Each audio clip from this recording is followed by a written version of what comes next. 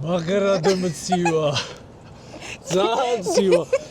-8 გრადუსია, რა კამერა და მექანიკოსი. საკმარისია ეს. გამარჯობა.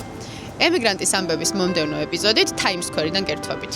არ ვიცი, რამდენად სწორი გადაწყვეტილება იყო დღეს რესპონდენტის აქ ჩაწერა მით უმეტეს ამ დროს.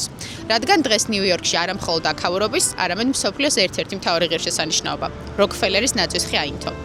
თუმცა თამამად შემიძლია გითხრათ, რომ წინ ძალიან საინტერესო სიუჟეტი გელოდებათ. დღეს ჩვენი სტუმარია ფოტოგრაფი დათა ცერცვაძე.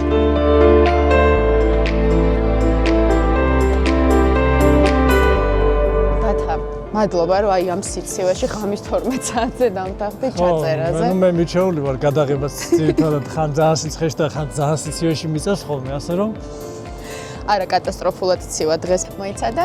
აი აქედან უნდა გადმოვწყაბოთ. პროფესიონალის ხელი მაინც ხო არა? არა, უბრალოდ ხელოსნად მუშაობ. ხელოსნად როდის მუშაობდი? აქ ამერიკაში? ხო, მანქანების. ახალი ჩამოსული როცა იყავი? არა. ახალი ჩამოსული როცა ვიყავი, მანქანას ვატარებდი. ზღოლი იყავი? ხო, დრაივერში. ზღოლობიდან ხელოსნობამდე. მუშაობდი რამოდენიმე თვით ეგრეთ წოდებული ტრაილერების მექანიკოსი ვიყავი და ვარემონტებდი თითქმის ყველაფერს.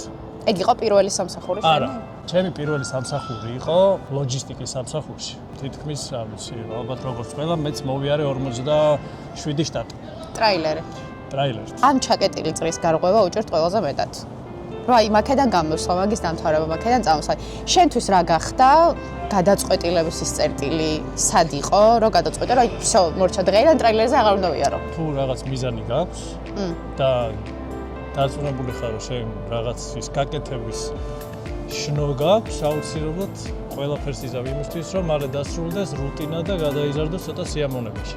მაგრამ მაგისთვის საჭირო იყო, რომ ქალაქში დავბრუნებულიყავი, ანუ ესე გზაში ვერაფერს ვერ აკეთებ ამისთვის, რა.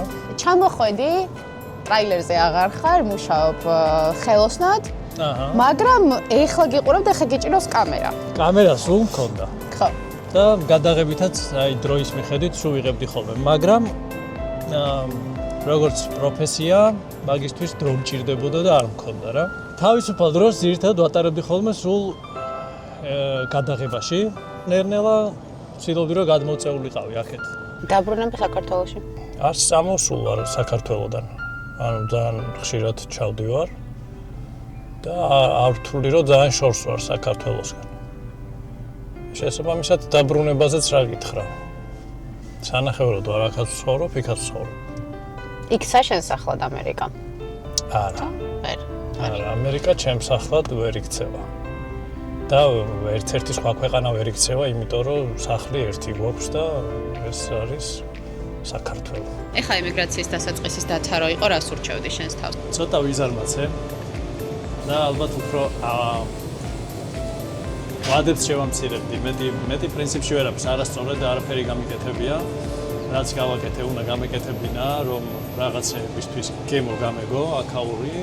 ამერიკაში მე ჩემი გამოცდილებით ვიტყოდი, რომ საქმე რომელსაც აკეთებ, შენი მიზნებისკენ უფრო გაახლოვებს, ვიდრე გაშორებს. ძალიან მსუბუქი გზა გამოვიარე და მოვედი აქამდე.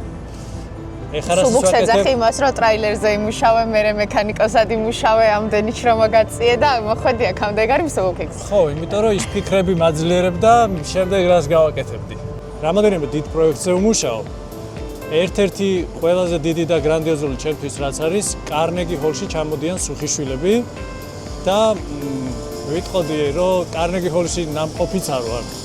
და ვერც კი წარმოვიდგენდი თუ კარნეგი ჰოლში მე ქართველი ფოტოგრაფი გადავიღებდი სუხიშვილებს. და სწორედ ამ ყველაფრის ფონზე გავაცნობიერე, რომ ამერიკა არის შესაძლებლობების ქვეყანა. ულევი შესაძლებლობები გაქვს, მთავარია არ გეზარებოდეს შენი მიზნებისთვის შრომა. მადლიერი ხარ ამერიკის? ამერიკის ძალიან მადლიერი ვარ, მაგრამ სახლი მაინც საქართველოა. ჩემთვისაც.